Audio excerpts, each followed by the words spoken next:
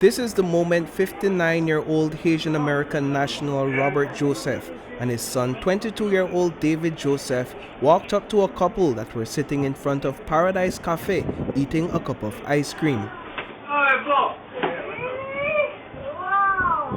How are you doing? We're talking about you.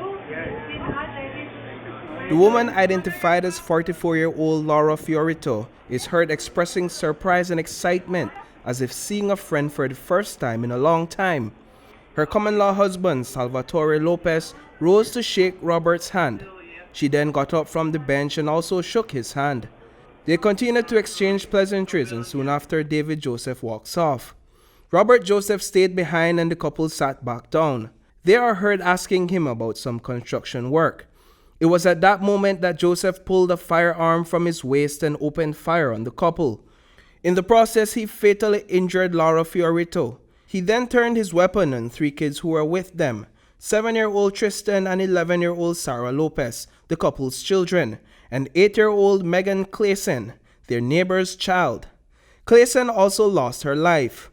Ronaldo Logan co-owns the Belmopan Market and Paradise Café. He witnessed the entire ordeal. The couple made sit down over there on the table. And, I then get up, shake hand, and sit down, regularly conversation. The guy asked them, no start bill yet. The people, man tell him, no, we don't start bill yet. Then they raise their voice and they give nobody, no warning that they want to do something like that. I don't know, man. I don't know what set off the man, but apparently he just come do that, because we have a couple cameras installed. He had to pass 6 cameras, and right under the business itself has 3 big ones, and that's kind of why we keep the exposure that you could actually sit at somebody to say, apart from all the eyes in the market. The suspect, Robert Joseph, owned Super Palm Resort, a small accommodation just outside of Belmopan that was recently transformed into an Airbnb. No one was at the location this morning and most of the doors were left open. Several decks of cards, coins in various currencies, and other items are scattered across a table in a living area at the entrance of the building.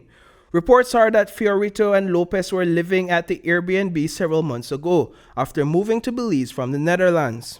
After I heard a gunshot, then I realized that, I don't have nothing for me, so I gang and see what I can do. And then the guy, after I shoot, I gang chase after the kids in the playground. And while we exchange words, I try to tell the guy, man, hold it down, you don't do foolishness, I mean, curse on that. I tell him, you don't do fool, why you can do this at this establishment? I tell him, man, you really mess up my good business with me and my business partner to try keep open. According to Logan, when the shooter turned his attention to the children, 2 of them, Tristan Lopes and Megan Klassen, ran towards the parking lot where their vehicle was parked. 11-year-old Sarah Lopez ran for cover. Assisted by a market employee, she hid inside the restroom. In this video, that employee is seen holding on to a wounded and terrified Sarah Lopez. Sarah and her brother, though badly injured, would survive the attack. But 8-year-old Megan Klassen succumbed to the injuries she sustained. We spoke with her uncle. My brother's daughter, Megan, was picked up by their neighbor.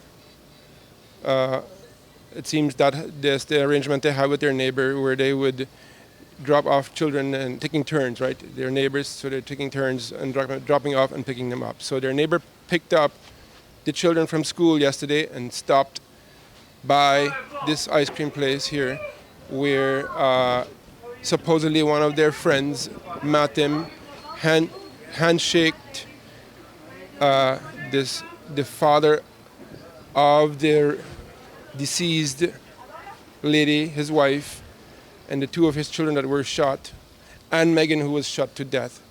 They decided to pass by this place to have a treat for the children. The children were playing on the playground when a man that they know very well and called it his friend approached them, handshaked them, and began to shoot.